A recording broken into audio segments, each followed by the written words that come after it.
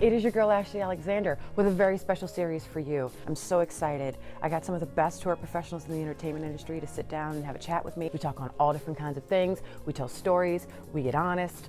I'm excited that this has worked itself out. So here's a new episode. Check it out. Let me know what you think. Thank you. Afternoon, gentlemen. How are you guys? Good. Fantastic. I'm awesome. Awesome sauce. Thank you all very much for being here and taking time out of your quarantine to chit chat with me and chit chat with each other. I greatly appreciate it. So one of the things I want to start with is a really quick, simple introduction. Just tell me, your name, what position, you do on touring or whatever you do, and two former tours and stuff that you've done, and where you met me or what tour you know me from. So whoever, take it away. Oh, wait, maybe I should just start to make it simple. I'm Ashley. Let me just do it that way. I'm Ashley.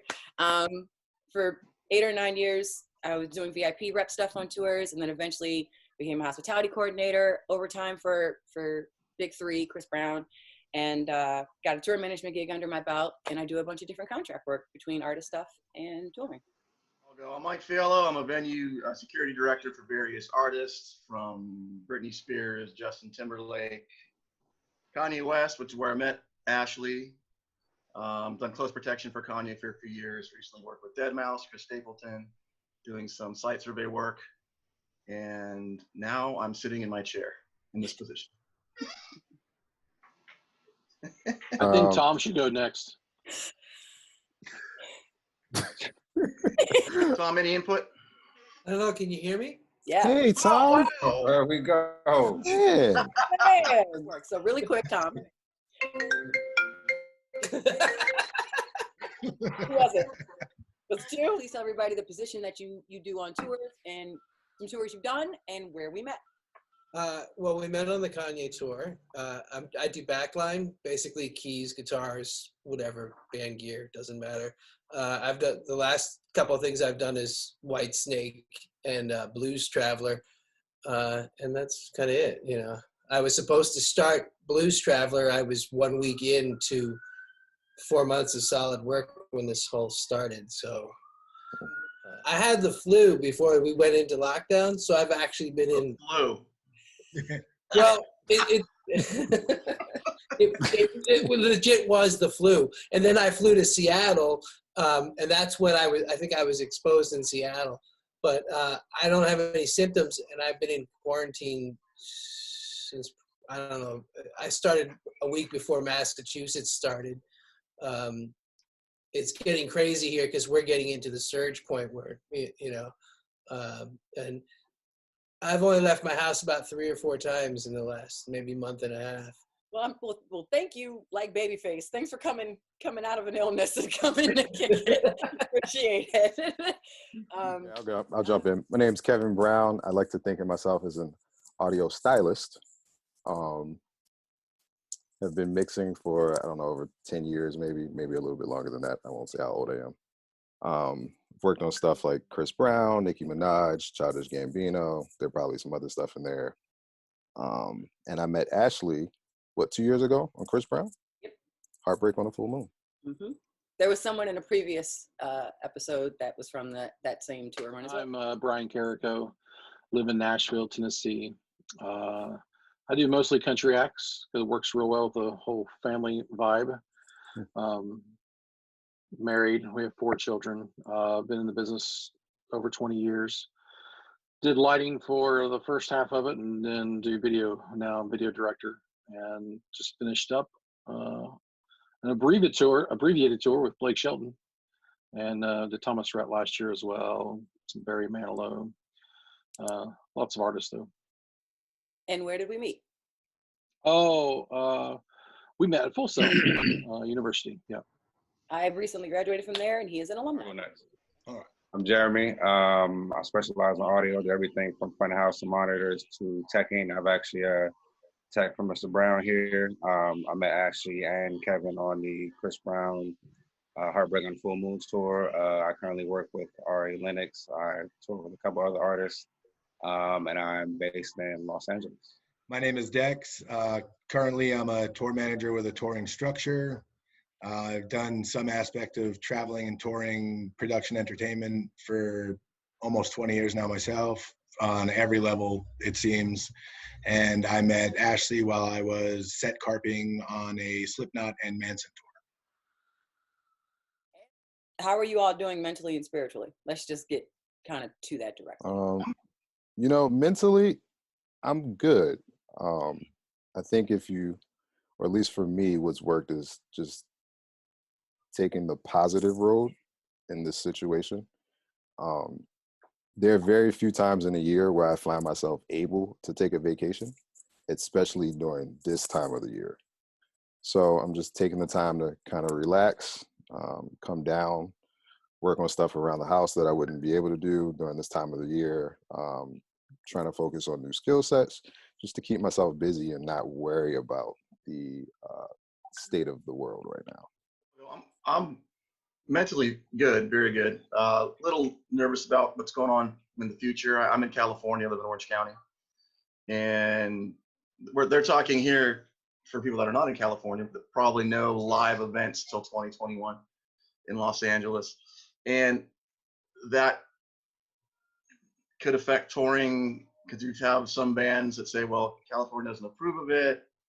Maybe it's not PC to tour right now, so that means other states might go in hand, or artists will want to tour because of some of the states that have mandates in place. So it's kind of a scary time for touring, but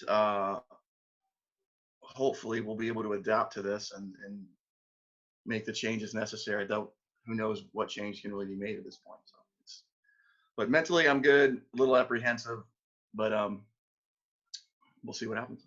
I mean, I appreciate your transparency. Yeah. Everybody in it.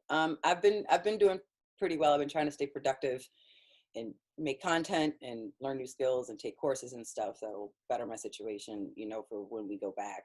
I'm in a situation where I'm very used to, you know, having school and touring at the same time. So this is a very different transition on top of an extremely different transition that affects a lot more people. So I've been very good about being an active listener and checking up on people and, you know, trying to bring some sense of normalcy to it all. That's about it. Anyone else? I'll go. Yeah, I think last week was really weird. I think because I think we're all used to, you know, having a week or two off, Mhm. you know, and that happens. But all that finally caught up, and like, all right, this is no longer just a couple weeks off. So for me, I think last week kind of everything started really sinking in. You know, the finances, we're trying to plan our best route to make things work. I think a lot of us in tour, you know, we just came off of our slow time. So we were probably, you know, all used to maybe a portion of our savings was already dwindled because we were just coming off a slow time. So that's you know, it's a little interesting perspective to it. For me personally, I mean, I found in myself, I really need and I really strive on having, I need start times and I need deadlines. And I really need that. And honestly, for me in Nashville, you know, Amazon is huge here. So I've been delivering Amazon, and man, I'm like, when I get an order and I got time to finish it, it's like load in, let's go. It's been kind of nice, actually. It's just been kind of nice relief just to have that feeling of like, I got to get this done, and I got to get done an hour early, and I got to be early. So for me, honestly, you know, that has helped. I mean, financially, it's not huge by no means, but I think mentally it's helped a ton just to kind of keep me going, keep me moving, keep my mind going in that way. You know, my house is the best it's ever looked right now. It's great. I think we're ready to sell. We're awesome. But Yeah. yeah, other than that, you know, it's, you know, now for me is the time. It's like, all right, this isn't just a couple weeks off. You know, I think we're finally for me, it's starting to sink in. This is the real deal. And I think we're going to be here for a little bit. I'm just interested to see how we're going to unveil us all coming back to in a touring situation. Fair enough. Well, even in that instance, and just, you know, where everybody kind of is on things, in this time I've realized and found out kind of from Facebook and social media that Mike is a part now of a Roady Clinic that opened. Oh yeah, of course. I didn't even mention that. I should. So a little backstory on that. Don't want to be too much of a hog here, but you guys might be interested in this. So, there's some interesting things I got to tiptoe around with my satisfaction level with going on, which is going on so far. But I'll get into that. So Paul and Courtney Clemson. Paul was Justin Timberlake's inner monitor guy for Man of the Woods tour. He also does The Roots, John Legend, Alicia Keys, I think Fallon. I mean, he's good at what he does, right? And his wife Courtney, um, kind of in the background. I don't want to tell the story wrong, but basically what they did is they put together a place and they have a property, a physical location for this thing called the Roady Clinic. And they pitched it to me, or we talked about it, and I said, well, hey, I'm good at raising money. I used to have a cycling team back in the day, and I raised about $250,000 for an amateur team. And without a nonprofit, I'm like, hey, if you guys get your nonprofit going, you get your status going, I'll go out there and I'll get you guys some money to get this thing going. So that's how I got involved. I was their first board member, but they, in the meantime, in the back end, have this location in Niles, Michigan. It's a giant location. It's 5 levels. There's going to be a professional kitchen, places, accommodations for people to stay, offices, places of study. It's located next to a gym. It's located next to a new arena. It's located next to a hiking trails and things like that. That's It's pretty in cool. Michigan. We only get 6 months, really good months out of the year, right? That's the only thing we're looking at right now that'll make us want to probably find more locations down the line. But the bottom line is this. This is a place to go, a retreat for people that need, specifically roadies, nobody else. This is directed for people from the road to get for free lodging, a place for the family, education on finances, very feast or famine business we live in, or we're in. Mental health, post-traumatic stress help, which is PTSD. It's a very real thing. When you come off the road, Yeah. like a zombie, and your significant other's like, "What the hell's the matter with this person?" And then also the health component. If you have substance abuse issues, people to help with that. We've got a long list of people waiting in line that come from the touring background, the healing background, that are waiting to jump in on this project. We did a press release early last week. We have a few publications that have already printed articles on it. We're doing a social media campaign. The RoadyClinic.com, at the Roady Clinic on Instagram, and also on Facebook. And the main thing is we see Music Cares, we see Crew Nation handing people checks. But if you're going to spend all that money on, a gallon of whiskey, invite me. Just kidding. No, but if you're going to spend the money on non-good things, then it's not going to be money used other than for a crush to get you over your next hurdle. We want to be a place for you to go and learn, to get better, and to have an experience knowing that you are cared for in a community of your peers. The goal here is the fantasy is, once we get the money to get this going, we've already raised a good chunk of change without even asking so far. Well, a moderate amount of money. We still need a lot more. Is to get roadies, carts, electricians, guys from the road. We're building a studio there too, I believe. Get them involved in helping. And we had a fantasy of sending a tour bus from California to Niles, picking up carts along the way, filming the whole thing. That's awesome. And then documenting the process. I hope they're not going to be mad at me for talking about that. But the bottom line is, we're trying to give us a place where we want to go and take care of our own and use experts that we have at our disposal to help in areas people truly need the help. And we are in the grassroots, beginning stage of this process. But yeah, it's cool. Fundraising. I'll say this about the industry. Everybody's your buddy until you need a friend. And I found that out. I've been very professional with how I deal with clients over the years. I'm not going to them, hey, I need 10 grand for a swimming pool. I've even asked for anything other than help, recognition.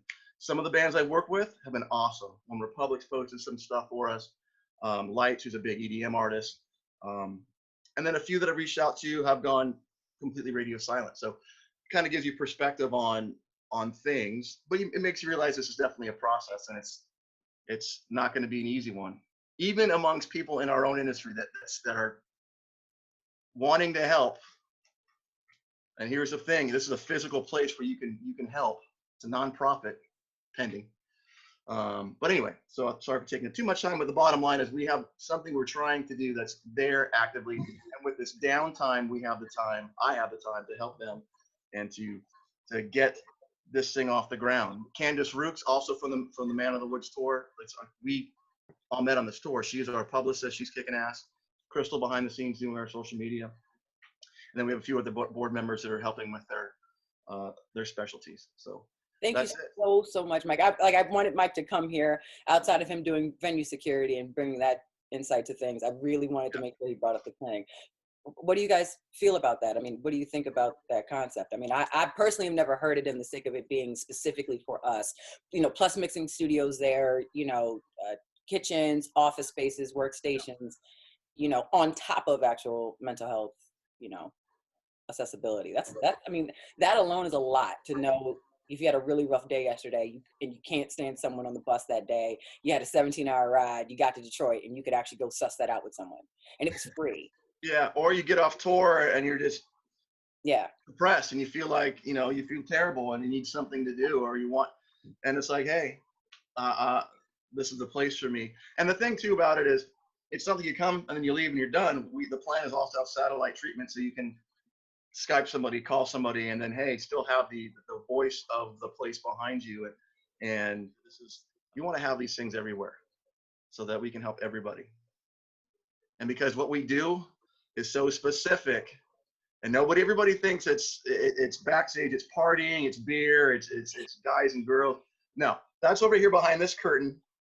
And on this side is the real world, the people sleeping for 3 hours a day and getting a rest whenever they can and on to the next city, and then the stress that creates. So Dex and I have that conversation a lot, just like the two of us often chit chat about. He reminds me like this is really more a 24-hour thing. Yeah. Well, in your day. I think also, first of all, that's an awesome idea, and I think especially with the type of people that you're catering to, what our industry is as far as people, you're looking at something that'll just be forever growing because people need to do shit with their hands. You know what I mean? It's like, and for me, I think that speaks back to what Brian was saying. I also think it speaks back to the first question of like, how's everyone handling this type of thing? Because I was blessed this year. I was very busy. I was touring all during the down season. So I came off of, my tour ended because of this. And I came off it like, sweet, this is kind of what I do anyway, is I quarantine and I hibernate for a while. Yeah. But the reason I've been in this business as long as I have, and I don't have a family, I've made choices in my life, I move, you know what I mean? And I need to do that. That's the reason that I love this lifestyle, is because I don't like to be anywhere for a couple of months. You know what I mean? Like it starts to get on me, you know what I mean? I know who I am as a person. Yeah. And after a while, I got to go see some people. I got to go be around some other friends. I got to go catch some outside. So something like this right now, that's where it looks like, when I'm talking to some of my friends, that's the darkest that they're at right now, is like, yo, I can't just be here. You know what I mean? What am I going to do? I got to get up and I got to get out. I got to go live on a bus with some people. You know what I mean? I got to go be around the homies. I got to get out of here. And, something like that, you take a bunch of people who have that feeling and they don't have somewhere to go and they go to a place like that. These are all very capable people who need a set schedule, who like an end day, who like, you know what I mean? Like you want to get out there and start building some things and making it even better. And it's really, we are the people that get shit done. There's no two ways around it. Our industry, you know what I mean? Like as far as it's what we do. Well, that's the whole thing too, is like, I'm a venue guy, so I like to be the first one in the morning. And depending on the tour, I'm out with the production manager when the tour's done. Other tours, we have the budget where we can hire a guy to do the afternoon to late shift, and I can be done when the show is done, and so my hours are a bit easier. It's all the other guys, the carps, the riggers, the lighting, the audio guys, the real hands-on guys that are really, especially at the beginning of a tour, you guys aren't sleeping the first 2 days. Stage management, or even production management, you're not sleeping the first 3 or 4 days. I consider myself more of a white glover, and that's not just it's just for perspective. There's so many different dynamics inside of touring, and if you don't comprehend that or understand the moving pieces, in my position, you're going to get chewed up and spit out really, really. Actually, probably in all positions, you can get chewed up and spit out really, really fast. You got to respect everybody you're working with, because they are, in most cases, working incredibly, incredibly hard to get stuff done. Even with that, I guess the question I want to ask everybody outside of staying afloat and staying productive is, are you preparing your skills? for when we go back. An interesting thing someone said in another episode was, you know, I'm working out and I got, you know, I'm working out consistently, you know, those first 3 weeks back, if you didn't get, you know, don't prep yourself and get yourself together, you're going to hurt yourself. I wasn't thinking about the thought of we might walk 4 to 6 miles a day in reality. That's what we're doing. You know? Well, yeah. Well, I'm going. The wife is dragging me out doing that. We're probably walking 5 times a day just to get the miles in.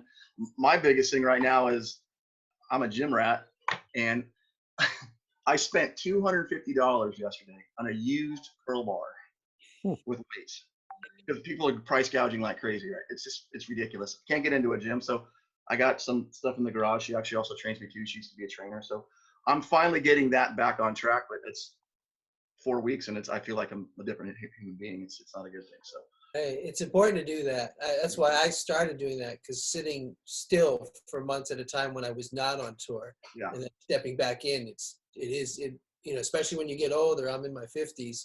I'm going to be 54 next week. And damn, you're old. yeah, fucking. Love you, Tom. He's seasoned. Tom and I toured together. Your body hurts more when you know, you don't heal as quick. You know, walk back from injury. Very true. Very true. Very true. Anyone else?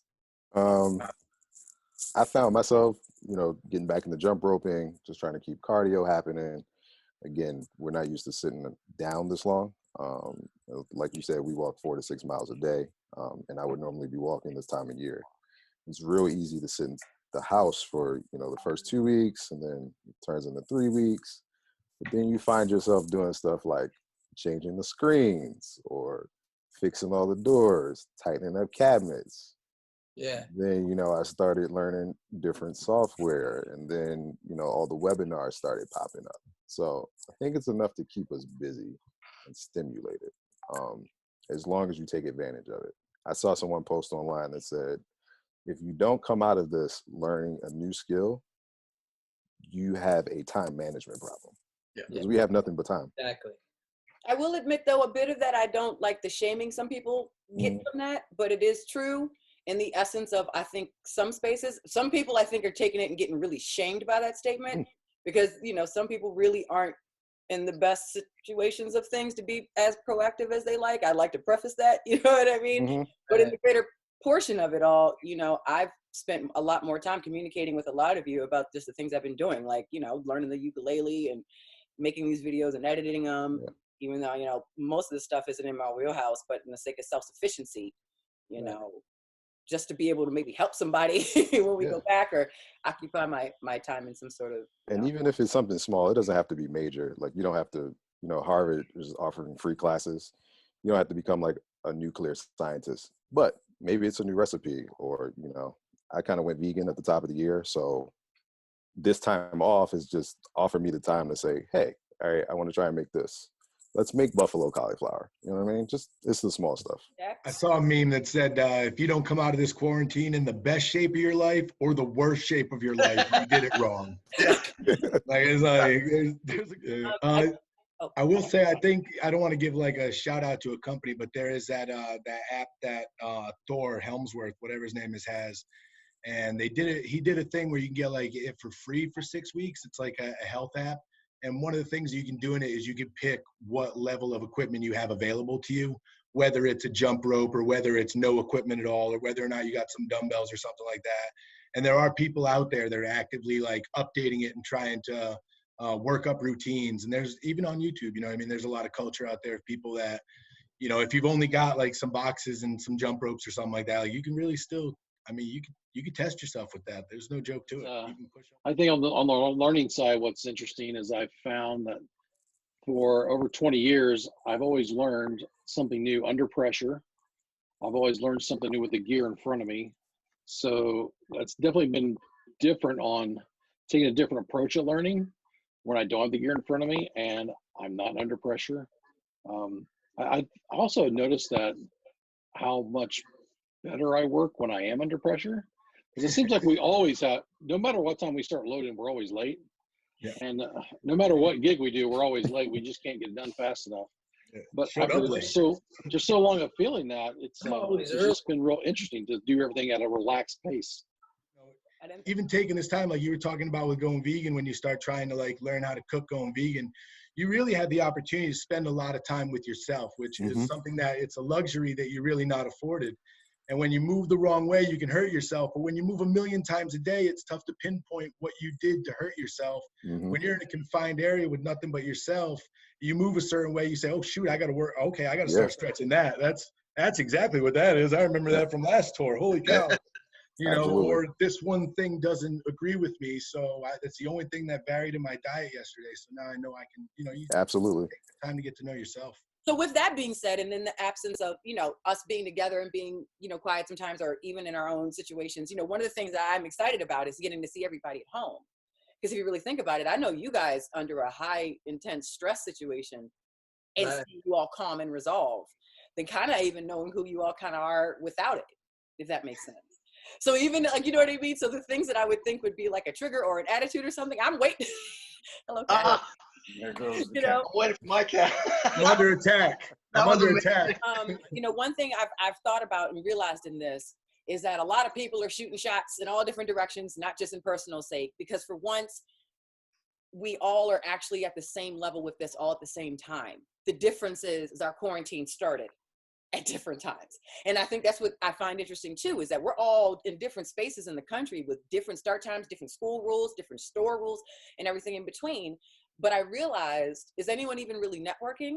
Because realistically, if you think about it, for other people like students at Full Sail, or, you know, other people who are newer in the industry in this, you know, halt that we have, everybody's sitting at home. There's people who are very anxious to get an inbox requests that they might ignore or not see for months. Others don't want to be bothered to figure this out, you know, just to figure themselves out. But I find it interesting to ask, you know, is anybody networking? Well, I've been in touch with the old people that I know, all the normal people that I keep in touch with and work with. Right on. I'm not, yeah, I'm because I'm involved with the clinic, I'm reaching out to people that I would never reach out to with Ask. And like I said earlier, I'm involved with doing that. So I am trying to still, not necessarily with my peers, but talk to some people and discuss work and stuff like that. And you know, social media, love it or hate it, it does allow you to stay in touch with people and see that I'm not the only person going through this. And one of the things I've learned over time is the difference from working for a company on a tour and then evolving to being on a crew. And then really kind of understanding the dynamic that this person really does remember you did a good job, and they really do call you back every time to do it. And now that I've gained that consistency with like Chris Brown over a couple, you know, some numerous years now, and just other things, you know, everybody's back at a clean slate. But I'm more excited to know that when the floodgates open, there's work for everyone, right? You know what I mean? Like, that should be the open forum for us all. But I, you know, some of this is a little grouped out. You know, some people's friendships are their friendships, and some people have their crew that they run with. So I think about that sometimes. So in the essence of networking, I was just curious if you all were, you know, reaching out, interested in. I'm networking with people I never get to talk to. Okay. Like my neighbors. That's been interesting. People a couple houses down, you know. My wife's friends, which I never get to see. I didn't even think about your that. wife's boyfriend, who's around. Right, exactly. I mean, he's a great guy. He pretty rides a lot.